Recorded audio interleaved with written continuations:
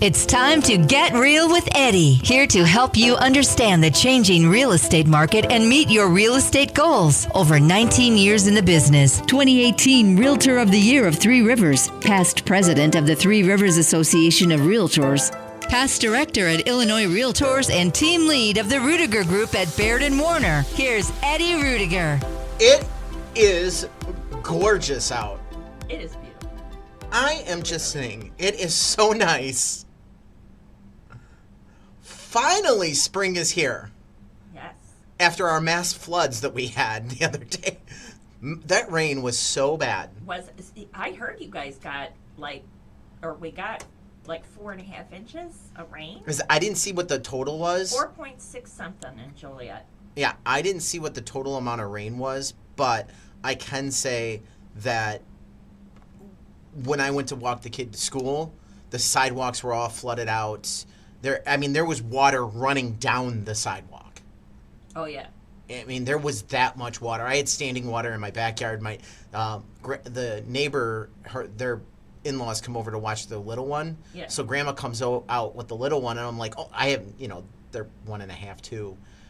So you don't see them outside that much. Yeah. Especially with the fenced yard. They're probably out back all the time, but we've got a solid fence. Well, it is just warm. It's starting to warm up. That too. So. And I'm like, oh my God, she's getting so big. And they're like, hey, do you got water in your backyard? I'm like, I think I might. Let's take a look. Yeah, sure enough, we had some standing water back there. Wow. So, yeah. So I did get the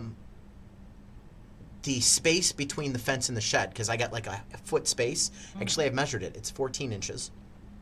That's exciting. So, because there was like debris and stone and just junk in there. Got it all cleaned out, laid down a vapor barrier.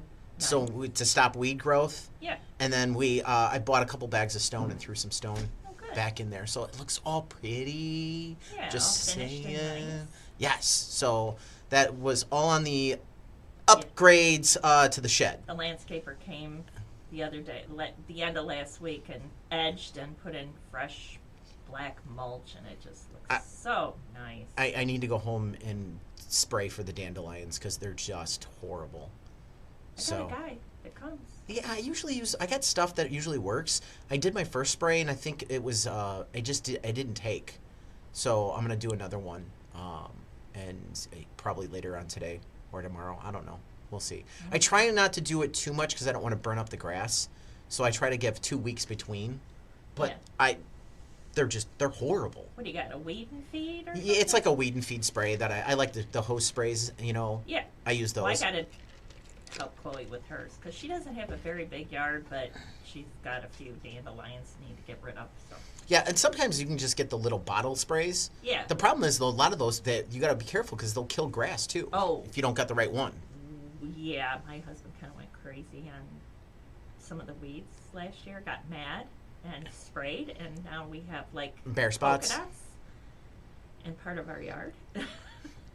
I got a little tiller that you can it's like a rake, folks, and it's got spikes. Yeah, so the little hand tiller. I bought one, and because I had some bare spots, so I've gone through. You do a quick little till to turn up the dirt, break it up, and then throw the seed in, and then throw some water on it. And I'm like, all right, if it grows, it grows. It doesn't, it doesn't, and it's growing like crazy. Oh, good. So yeah, so it's nice to be able to get out and to take care of the house, get everything. So good outside. Yes. We were sitting on the deck on Saturday and just enjoying the weather. Well, we were in Iowa, but they had nice weather out there too. That's awesome. Foreclosure numbers are nothing like 2008's crash. Start off pretty big here. I think this is the big key because going through everything of what's going on right now in this market, everybody's waiting for a shoe to drop, and there's no shoe that's going to drop. Yeah, there's no shoe. We still have a lot of inventory challenges. So if you're struggling, get your house on the market. You could very easily sell and get out from underneath any problem. The reality is, while increasing, the data shows foreclosure crisis is not where the market is heading. So headlines make the increase sound dramatic, and you're seeing that. You're seeing a lot of headlines that are talking about foreclosures are up, foreclosures are up, foreclosures are up. Well, yeah, they're up because we couldn't foreclose. Right. So, of course, they're naturally going to be up. It's part of the normal rhythm of the market, Here is unfortunately. the data. We're going to round these up because there's a lot. We've got data going back to 2005 in front of us right now.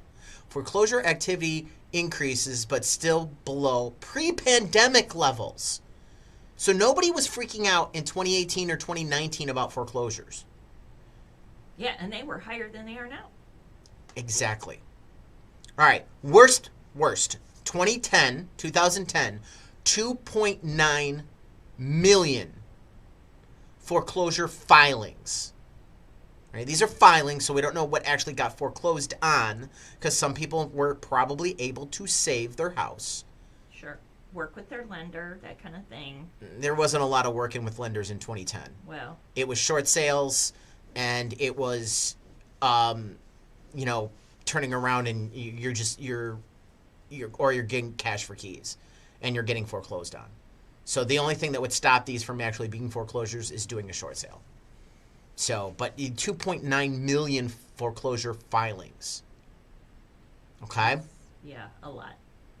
Contrast, 2019, 493,000.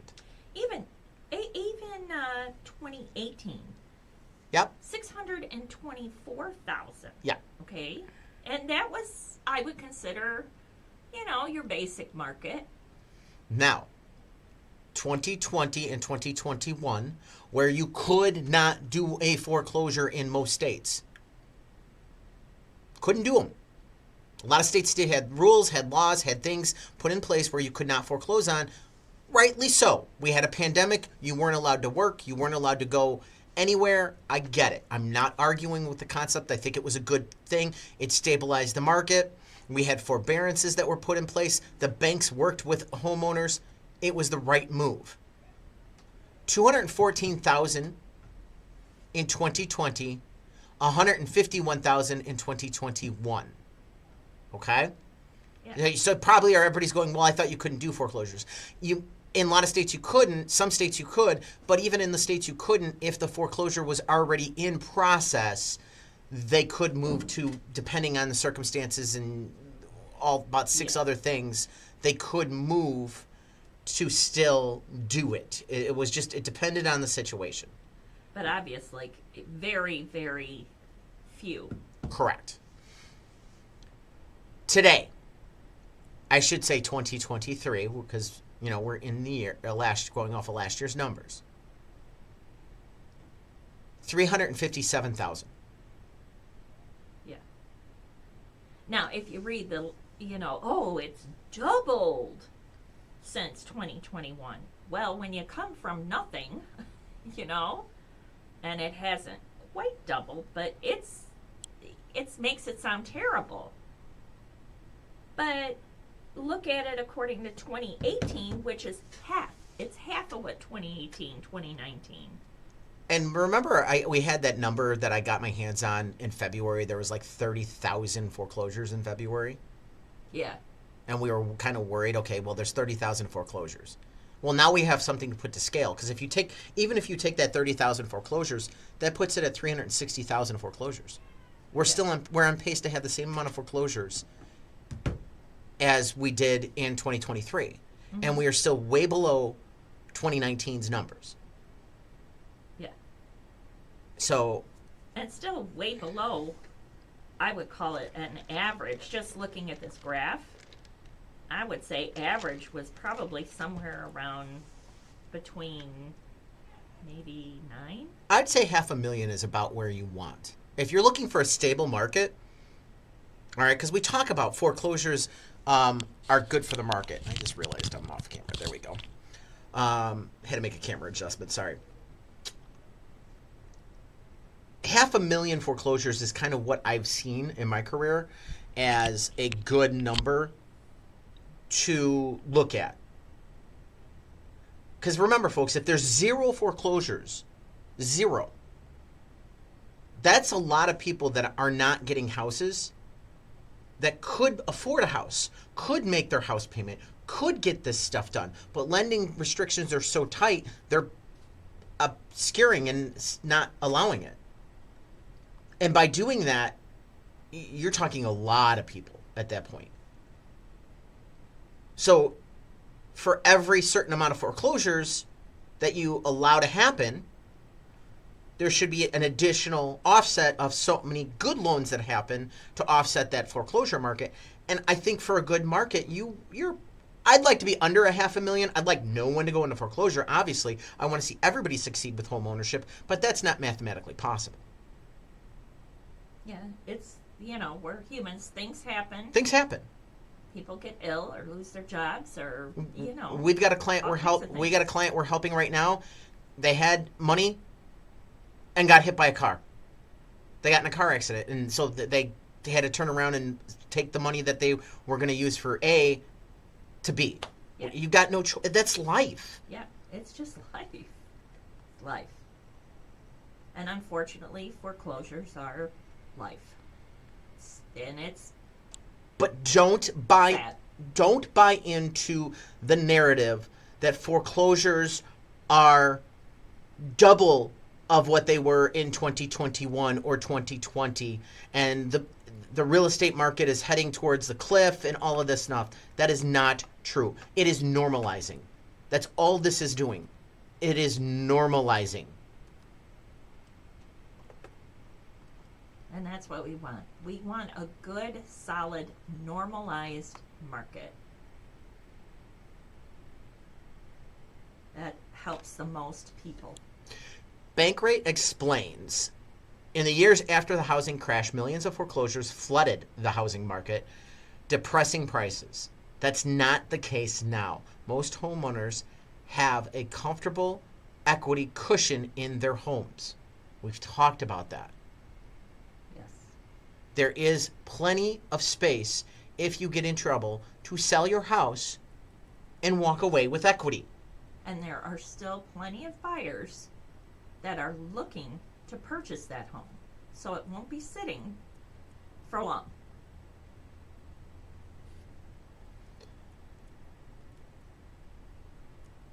So what do more listings mean when you're selling your house? Dun, dun, dun, dun. New listings are above last year's level. I'm not seeing it in our market. I haven't looked at our market. Our market listings are showing down, actually. Nationally. I haven't looked like in the last week or two or so. I'd like to kind of look and see what our listings are. We got numbers They're on Crest Hill month over month. They're up. Our year over year they're up. But we're not talking, dramatically up by any means. If you look at the percentage, yes. If you look at the number in units, no. But the percentage, when you're going from 1 to 2, that's 100% increase. Yeah. So again, you got to look into the data. You can't just look. It's the same thing as the foreclosures. You got to look at the data and compare to the data and see what's going on. So, according to the latest Home Purchase Sentiment Index, the HPSI from Fannie Mae, the percentage of respondents who say it's a good time to sell is on the rise. 66% of respondents said it is a good time to sell. That is up from last year, or from last month, in February, where it was about 65%, and back in December, it was sitting just under 60%. Looks like about 50, let's say, we'll call it 57. So the graph does not give me all the outstanding data. Bankrate says the latest spring and early summer are generally considered the best times to sell a house. While today's rates are relatively high, low inventory is still keeping sellers in that driver's seat in most markets. And I just got done negotiating a deal, and honestly, the seller was in the driver's seat for the negotiation. I have yet to see a seller that isn't. I mean, they get the call the shots, and it's really hard. I'm still looking at multiple offers, whether it's a buyer I'm taking out or a seller I'm listing. I'm still seeing multiple offers. Yeah, I still think my client did pretty good, even though, because we did not get caught in a multiple offer situation.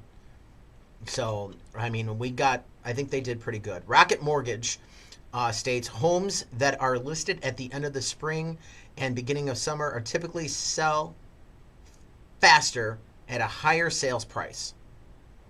And we talked about that. We're in that sweet spot of listing part right now. Yeah, that mid-April, Yep. mid-May. Yep. That's the sweet spot. This is the sweet spot.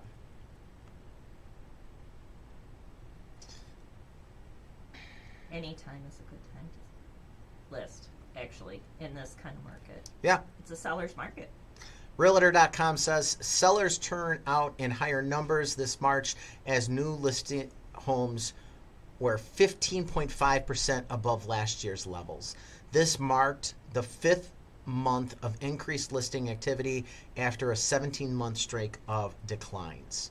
So we are starting to see more listings come to the market. We are starting to see it, I think, slowly here, just not at a pace that's going to offset what's going on overall. Well, it's people are getting used to the new normal, and people have lives and need to move or want to move. And what have I said before? For people, not markets, but for people, all right, long term is 18 to 24 months. For markets, that's a short term, 18 to 24 months. But when you're living your life and you're in a small house and you're having to do all these certain things because of the way the house is not working for you, most people can make 18 to 24 months of doing that. Now we're hitting that wall. We're hitting that going into this year, into next year, I think. And you're going to start seeing that the interest rates are the interest rates. I have to live. Well, and that's, again, it's human. Okay, you have a baby. You want to be closer to family. You have an injury. Yep, fall down the stairs and hurt your knee, and it's permanent. And now you can't do stairs, or divorces, and all kinds of reasons for people to move. And life doesn't stop. Yep. Just because mortgage rates went up. So we're going to look at Crest Hill really quick before we hit the break. New listings were up 71.4% from 7 listings to 12 in single family. Ooh. Like we got 12 listings. 12 in all of But it's a 71.4% increase. Oh, the sky is falling, Chicken Little. Under contract, 9 units, down 30.8%. Closed units down 46.2 to 7 from 13 of last year. Median sales price is up 32.7%, $345,000. Average sales price is $309, up 18%. The median on the 12-month average is $273, $659, up 5.2%. So if you're looking to know what's really going on in Crest Hill, I would say you're going up about 5.2% a year, honestly. Mm-hmm. Because I would not take the month-over-month sample size, that 18%, just too much. You know, or you could look at the median, that's up 11.1% to 285, 500 on the 12-month trailing. I think, so you're between 5 to 11% increase, depending on what you got and where you're at. They're still getting 101.2, on the trailing 12. Last month, they got 98.9%. So you may have some negotiation room if you're looking to buy in Crest Hill. Market time was rather high. I was just going to point that out. Look at market time. 72 Interesting days. I think that has to go with the fact that, again, most people skip over Crest Hill and don't think about it. And I don't understand, because it's Lockport schools for Lockport High School, and and some of it's Plainfield High School mostly. Yeah. I mean, I think there's a small sliver that might be Joliet.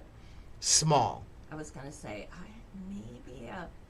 I think when you get up near Gaylord Road, and part of that swings over that Pioneer area off of Theodore, I think that's Joliet schools. That's not Plainfield. Off of Pioneer, like Theodore and Pioneer? Theodore and Pioneer, I think that's Joliet. It might be. Yeah. It might be. I'd have to. Now I'm curious. I gotta look. I don't remember. So, because I know Theodore's the dividing line for Playfield's goals. But it's interesting, and I'm wondering if you look at percent of original list was down. It's under 100%, and if you look at the trailing 12, it's 101.2%, and then that average market time. I'm wondering if, again, because our sample size is so small, if there was something.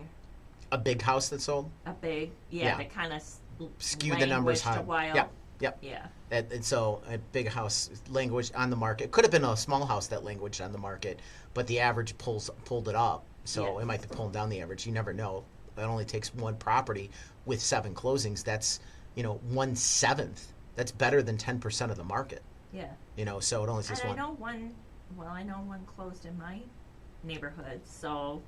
Well, I'll tell you what. Let's talk about the attached in Crest Hill after the break. So keep it here with Get Real with Eddie. Eddie Ruettiger, a licensed and experienced realtor with 22 years of success in the industry, is the team lead of the Ruettiger Group, associated with Baird Warner. Eddie has assisted innumerable residents of the area in making informed decisions regarding real estate matters. What sets Eddie and his team apart is their personalized approach that prioritizes your needs. They empower you with the right tools, information, and guidance to make the best decisions for you and your family. Whether you're looking to buy, sell, or invest in a property, Eddie provides you with the insights and resources to make a sound decision. At the Ruettiger Group, you are always in charge, and your needs are paramount. Eddie's team believes in educating their clients and helping them navigate the complex real estate landscape with ease. So, if you're in need of a reliable, experienced, and trustworthy real estate partner, look no further than Eddie Ruettiger and the Ruettiger Group at Baird Warner. Find out more by calling Eddie at 815-823-5478. That's 815-823-LIST. Or visit yourdwellings.com.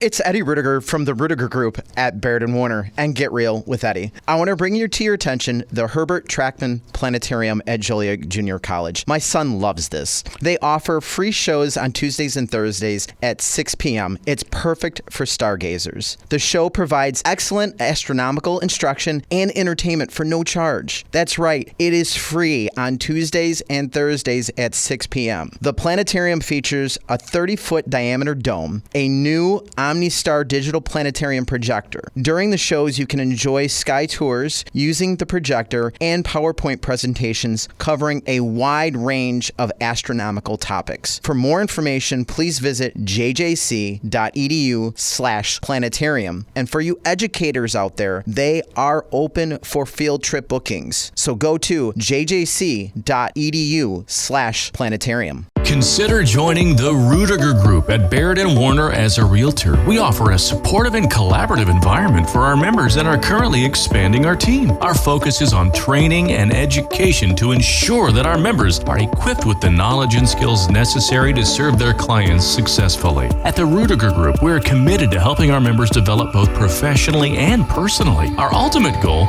is to support our members in achieving their goals and making a positive impact in the real estate industry and in the lives of their clients. Our founder, Eddie, believes in teaching members how to serve their clients, family, and community, rather than just generating a commission for the brokerage. He emphasizes the importance of being capable of going out on your own and receiving an amazing return on your value.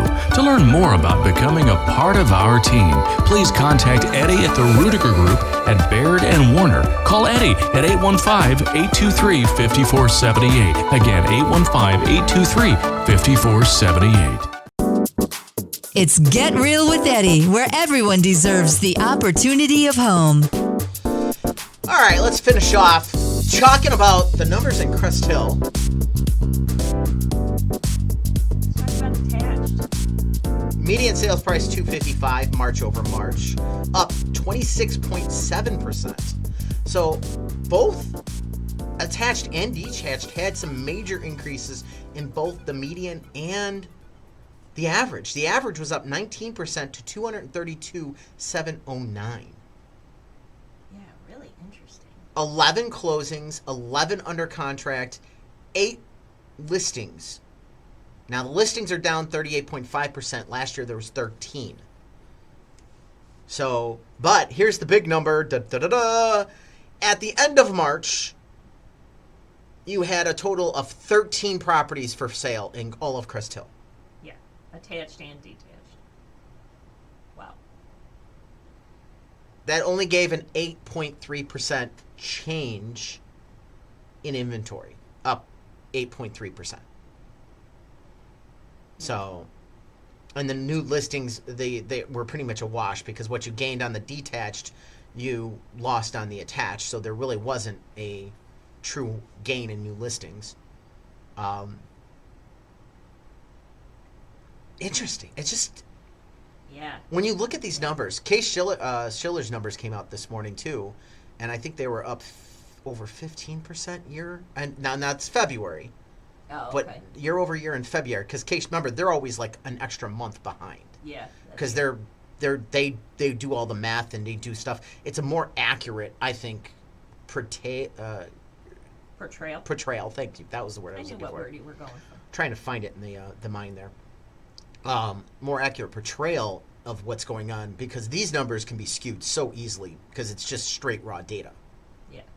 Well, and talk about skewed and inference, you can't really get a good look at it when you've got such a small pool of data. Yeah, I mean that's true because you're looking at 11 closings on the attached and 7. Yeah. 18 for all of Crest Hill. Yeah. 18. I mean, you go. What kind of data you're really going to get? Yeah, so you really got to look at the 12 month. I always like looking at the 12 months. Yeah. So 12 month on the attached, up 16.7% on the median price to 245, up 13.5% on the average to 232,116. And my math teacher is applauding me because I didn't put an and in there where the comma was. So you only say and at the decimal point. Don't remember that rule? I'm just You're just going I'm with just the going with just it, going with the 'cause- flow. Okay. So just going with the flow today. So, yeah. All right. How about we go? Is multi-generational home right for you? Could be. Really? You want the kids and the grandkids moving back Oh in? my gosh. I don't know. I'm exhausted, okay? You just Really, got really back from tired. seeing them, didn't you? Well, one went to prom, saw the baby, and took care of the one that's going to be 2 next week. Took care of her all day yesterday. I'm tired. Tired. I understand. Man. I understand. But I love them all dearly. According to Couldn't have it the any other way. According to the National Association of Realtors, here are just a few key reasons why buyers opt for multi-generational housing. Health, caretaking of aging parents, 27%. Cost savings, 22%. To spend more time with aging parents, 19%. Want a larger home that multiple incomes could afford, 11%. Anything? Interesting. Well, I'm surprised on one number. I thought the reason the cost savings would be higher percentage of them. I thought it's interesting that it's caretaking of parents and not Of grandkids. dual caretaking. Yeah. Like, I think it's more of caretaking of the parent at this point than not. So Axios explains financial concerns and caregiving needs are two of the major reasons people live with their parents and parents' parents and parents' parents. Yeah. Say that 10 times fast. So they're grandparents. True. Why they said parents, it sounds confusing. It does sound confusing. But I thought cost savings would have been there. I'm surprised help with grandkids isn't there. That's what I'm saying. So mutual caretaking. But wait, let's bust out the calculator here. I think there's more to it. So you have a 27% plus 22 plus 19 plus 11. That's only 79%. So there are still other answers that they just didn't put into this graph, Yeah. in this chart. I'd like to see the complete graph. The complete, yeah. Well, and you get one-offs. It's like Family Feud. You know, when you're watching Family Feud. So the last Had answers. the last one where there's just 4 answers. Okay, that and Yeah, they're it's going to drop off. yeah. But the first question, there's always that one answer where there's one person gave the answer. Yeah. One person. And I always, because we'll watch it. Mostly we watch it, I swear, on Facebook than more watching it on the show. And you'll sit there and you'll wait, and I'm like, you just have to nail out, and we're yelling at the screen. No, you need to say this to get it off the board. And you always play. Never pass. Always play. All right, that's my advice on Family Feud. So you just always play. Yeah, I mean, you're there to play the game. Just play it. Yeah, never, because here's the thing. If you say pass, they get it. You have one chance. And depending on how many questions they get, you might have 1 out of 1 and maybe 1 out of 2. Who knows? Right. So just... Odds are that you're not going to get the answer that they missed. Because they're going to get all the obvious ones, and it's going to be that one person. Family Guy did that. Show me Picard's flute, if you ever saw that. You really need to watch more TV. I'm just saying. No, I just don't watch a lot of TV. Somebody's in the car somewhere laughing because they know Show Me Picard's flute. So, going back to this aspect, I really think that the caregiving is one, but I thought cost savings would be up there. And I honestly thought buying a larger home together, more affordable property would have been on there. Again, it's probably part of that, Because I could see like the McMansions coming back for multi-generational housing. We didn't see those larger houses. But they're not really built for, Some are. A lot of, sometimes, because a lot want the first floor master. Yes. It just makes life easier. Yeah. So, or a more secluded master suite or some kind of suite for your parents' rental units. So, yeah, McMansions, some of them don't have that. A lot of them don't. Build more housing. Yeah, exactly. Cut back on some of these regulations where you have to have a certain lot size and you have to have all brick and you have to have. There are great materials out there that are quality materials, and you know what? Not everybody wants an all brick house. Yeah. I mean, we've got to start changing some of that aspect. So, you got a new listing coming up tomorrow, right? It's going live tomorrow. So coming soon, as in tomorrow. It is a lovely house in Joliet. It is a 3-bed, 2.5 bath. It's a split level, with a sub basement. Lovely.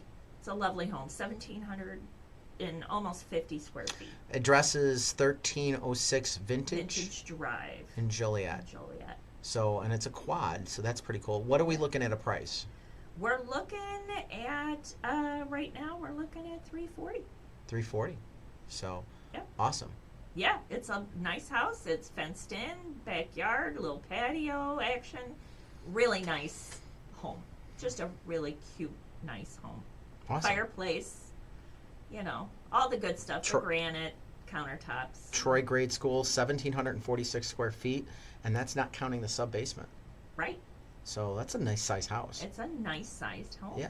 So that's really nice. So comes live tomorrow. So go out, do your searches, call your agents, whatever it may be, or give Nancy a call if you don't have an agent. Nancy, what's the best number they can reach you at? At 815-546-1162. 545. I'm sorry, I'm giving my husband's number out.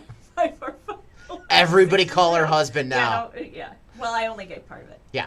545-1162. Where is my brain today? Where are we having a Monday? I am having a Monday. It seems like it. Wow. Well, I had it on my mind to give him a call after the show. So I guess that's what it's about. That's what it's about. We got to call the husband after the show. Tell him to call me.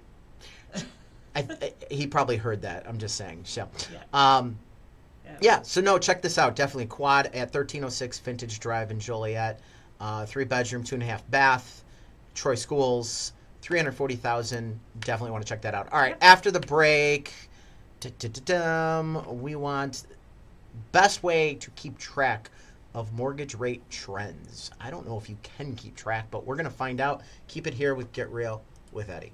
Consider joining the Ruettiger Group at Baird Warner as a realtor. We offer a supportive and collaborative environment for our members and are currently expanding our team. Our focus is on training and education to ensure that our members are equipped with the knowledge and skills necessary to serve their clients successfully. At the Ruettiger Group, we're committed to helping our members develop both professionally and personally. Our ultimate goal is to support our members in achieving their goals and making a positive impact in the real estate industry and in the lives of their clients. Our founder, Eddie, believes in teaching members how to serve their clients, family, and community, rather than just generating a commission for the brokerage. He emphasizes the importance of being capable of going out on your own and receiving an amazing return on your value.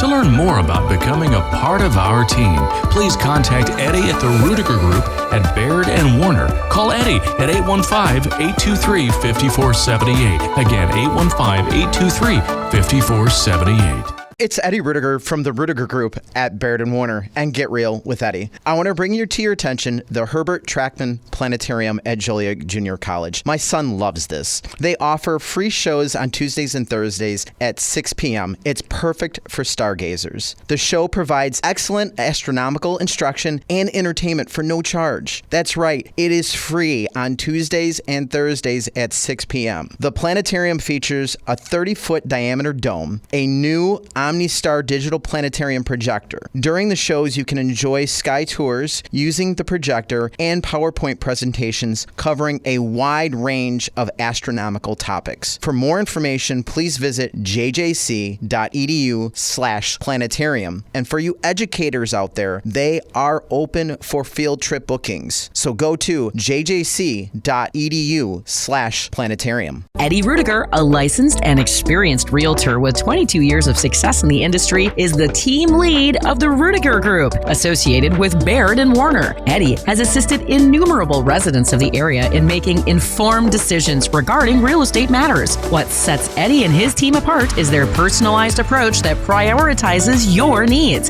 They empower you with the right tools, information, and guidance to make the best decisions for you and your family. Whether you're looking to buy, sell, or invest in a property, Eddie provides you with the insights and resources to make a sound decision. At the Ruettiger Group, you are always in charge, and your needs are paramount. Eddie's team believes in educating their clients and helping them navigate the complex real estate landscape with ease. So, if you're in need of a reliable, experienced, and trustworthy real estate partner, look no further than Eddie Ruettiger and the Ruettiger Group at Baird Warner. Find out more by calling Eddie at 815-823-5478. That's 815-823-LIST. Or visit yourdwellings.com. The face for radio, the heart for real estate. It's Get Real with Eddie. I don't know about this. I haven't read this article. Did you read this one? Okay. Best ways to keep track of mortgage rates. You don't. There's my first response is just give it up. Yeah, just don't even. Just if you're going to buy a house. Buy the house, rent the rate. Yeah. Are they going to come down soon? No, I don't think they are. So, if you're thinking about buying a home, chances are you've got mortgage rates on your mind. Yeah, that's definite. You've heard about how they impact how much you can afford in your monthly mortgage payment, and you want to make sure you're factoring in as you plan to move forward. Rates have been volatile. That means that you're bouncing around a bit, and you may be wondering why. The answer is complicated, but rates are affected by so many factors. Odetta Cushy, chief economist at First American, explains ongoing inflation declaration, a slowing economy, and even geopolitical uncertainty can contribute to lower mortgage rates. On the other hand, data that signals upside risk to inflation may result in higher rates. And there's been a lot There's Yeah. numbers that came out this morning. Let me back in. I just saw that. There was something with the unemployment number that said, or the cost of employment, I forget what they call it, that was up. So the cost of gaining an employee has gone up, which that's an inflationary number. Yeah. So I don't see, honestly, I'm not seeing rate cuts coming. I think we're going to see another rate hike. I don't see a hike. I think they're just going to hold firm and kind of see what happens. I don't think they're going to be able to hold firm. They're going to try. But I think we have one more rate hike coming. I don't see it. Okay? I mean, I think they're hoping they don't have to. They're going to be There is no doubt they're hoping they shy don't have to. do that. There's no doubt they're hoping they don't have to. But these numbers keep coming in hot, that are all inflationary numbers, keep coming in hotter than they're supposed to be. There's still a lot of weirdness going on. And housing, let's face it, it's driving a lot of that. So home loan, how interest rates impacting, they got a chart. And we're going to simplify this. So if I'm buying... Can you make that Nancy size? Yeah, I'm trying to think how I want to explain the chart, actually. Okay. All right, so how mortgage rates impact your purchasing power. So if the rate is 7.75,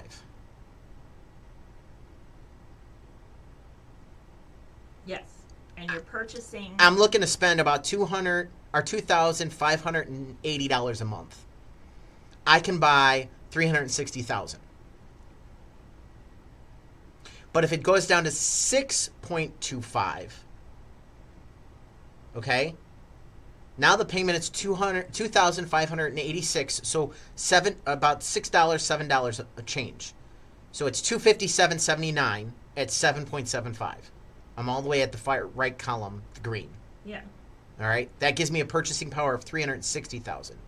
But if it drops to 6.25, I can buy $420,000 of home For that same. about the same amount, $2,586 a month. Yeah. Yeah.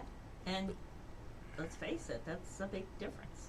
1 point, if we're looking at just a point drop, it's about a $40,000 change. Yeah. Because I'm at 2,579. I can't. Now do you're these looking numbers. a lot more homes too. Yeah. Because it's all the homes in between. Yeah. If we get down to 6.5, now we're at 2,594. So it's about $15 more a month, but that gets me 400,000 in a purchase price. Yeah. So a 1 point drop could be, depending on where you're at and what you're doing and all other factors, but that could be about a $40,000 change. Yeah. So you look at 380. That's 2,657 at 7.5. If it goes to 6.5, 2,655 payment will get me 420. So yeah, so the chart holds. It does hold up about 40 grand for a full point. Yeah. It's about 20. Looks like it's about 20 grand for a half a point, if I'm right. Yeah. That would make sense. Yeah. I mean,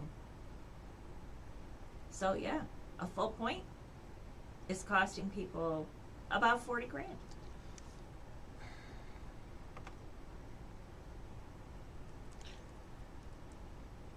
So let's hope they I'm at least stay steady. Well, if they stay steady, then hopefully they'll come down. Right. But if they're indicating that they're going to raise the Fed borrowing rate again, we're going to see that continuation on that gap that we've talked about between the 10-year. Yeah. And we're trying to get that down. Well, and I was thinking about this over the weekend because we've talked about this. I think there's another factor that's not in play here. And that is the viability of mortgage companies trying to stay afloat. And the reason why I say this, I would agree because that 3-point difference between the 10-year and what the actual 30-year rate is at is higher than normal. It's usually about 1.7, 1.8. Right. The one other factor might be the lack of transactions. Because we only are doing about 4 million, 4.25 in transactions instead of like 5.5, 6 million transactions. They've got to make, because you've got two aspects. They've got to protect themselves. You got to make your margin. Right. So I got to make my money, either make my money in one deal or make that same amount of money in 4 deals. Right. And that's the thing. Well, we don't have 4 deals to make it, so we're going to try. So I think that could be also part of it. That's a good point. So if we can get the rates to come down and get an increase in productivity and more units out there and more transactions, that will help rates to come down too, I think. Yeah. Because there's going to be more stuff going on. Well, again, it's like a log jam. So It is a log jam. Which comes first, the rate or the, you know what I mean? They've got to figure out how to get these rates down in order to propel some of that. But I don't know. I don't know what the answer is. I really don't know what the answer is, honestly, because right now it's the log jam is right on money. What they got to beat inflation. That's what they have to do. They got to get the inflation under control, because we can't keep having groceries go up another 5% a year. You know, we're up 20% in 2 years? Yeah. On groceries.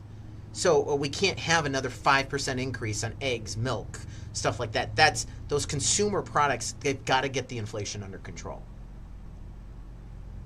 So if they can get that under control, then I think that's going to start helping. So I don't know. Because of that, I still think we could be seeing an actual rate hike. I'm about 40% on a rate hike right now. I want to say our